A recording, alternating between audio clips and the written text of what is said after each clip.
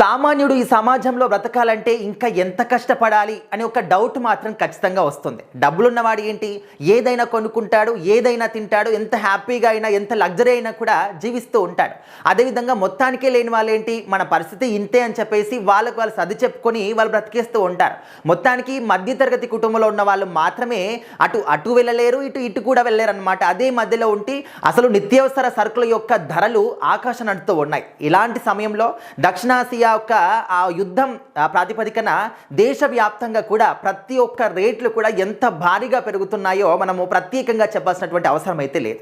అయితే ఇప్పుడు ఏంటంటే ఆల్రెడీ సామాన్యుల యొక్క జేబుకి పెద్ద చిల్లు పడింది, అది ఇంకా పెద్ద చేయడానికి మాత్రం అన్ని సన్నాహాలు కూడా సిద్ధంగా ఉన్నాయి అనే మాట మాత్రం చాలా ఎక్కువగా వినిపిస్తూ ఉంది.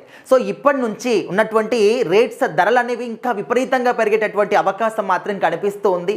సో మరి ఇంకా ఏంటంటే మనకు సంబంధించినటువంటి దుస్తులు కావచ్చు, లేకపోతే నిత్యావసర సరుకులు కావచ్చు, లేకపోతే కార్లు కావచ్చు, అంటే ప్రతి ఒక్క దానిపైన కూడా ఇంకా రేట్లు మాత్రం పెరిగేటటువంటి అవకాశాలు కనిపిస్తున్నాయని చెప్పేసి సోషల్ మీడియా వర్గాల వేదికగా చాలామంది కూడా మాట్లాడుతూ ఉన్నారు. అదేవిధంగా గవర్నమెంట్ సైడ్ నుంచి కూడా వినిపిస్తున్నటువంటి మాట ఇదే అన్నమాట.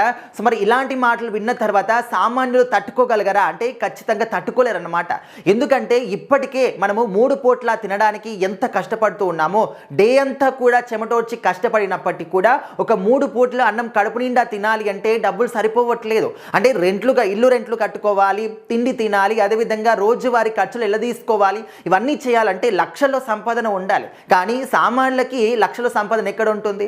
మా అంటే నెలంతా కూడా పనిచేస్తే, అది కూడా రెస్ట్ లేకుండా పనిచేస్తే ఒక 20,000, 15,000, ఇంకా ఎక్కువగా అంటే ఒక 25,000 మాత్రమే వస్తాయి. సో వాటి ద్వారా ట్రావెలింగ్ ఖర్చులు పెట్టుకోవాలా, లేకపోతే తిండి ఖర్చులు పెట్టుకోవాలా, లేకపోతే నిత్యావసర సరుకులకు పెట్టుకోవాలా. సో ఈ విధంగా ఏ దానికి ఖర్చు పెట్టుకోవాలనుకున్నా కూడా ఒక సామాన్యుడు మాత్రం అసలు ఇలాంటి ఒక బతికే కన్నా చనిపోవడం మేలు అనుకునే స్థాయికి కూడా వెళ్ళేటటువంటి పరిస్థితులు వస్తాయేమో అని చెప్పేసి భయం వేస్తుంది. ఎందుకంటే అసలు రోజువారీ మనం చూస్తూ ఉన్నాము, ఇంకా రేట్లు అనేవి కూడా అమాంతం పెరుగుతూనే ఉన్నాయి. కానీ ఏ ఒక్క దానికి కూడా అదే ఒక రూపాయి, కనీసం ఒక 50 పైసలు రేట్ తగ్గిందిరా అని చెప్పేసి ఏదానికైనా మనం వింటున్నామా? లేదు. రోజుకి 50 పైసలు కాదు, 50 రూపాయలు, 100 రూపాయల ధరలు మాత్రం విపరీతంగా పెరిగిపోతున్నాయి. ఇప్పుడు వంట నూనె దగ్గర నుంచి అదేవిధంగా మనము డైలీ వాడినటువంటి ప్రతి ఒక్క వస్తువు, ఆఖరికి వాహనాలు కావచ్చు, ప్రతి ఒక్క దానికి కూడా మాత్రం ధరలు విపరీతంగా పెరిగేటటువంటి అవకాశాలు మాత్రం కనిపిస్తూ ఉన్నాయి. అసలు ఏ విధంగా బ్రతుకుతామో కూడా అర్థం కాని పరిస్థితులు రాబోతున్నాయి అని చెప్పేసి కూడా చాలామంది అభిప్రాయపడుతూ ఉన్నారు. సో మరి ఇలాంటి పరిస్థితి కనుక నిజంగా మనకు ఏర్పడితే మీరు ఏ విధంగా ఫీల్ అవుతారు? ఖచ్చితంగా కామెంట్ చేయండి.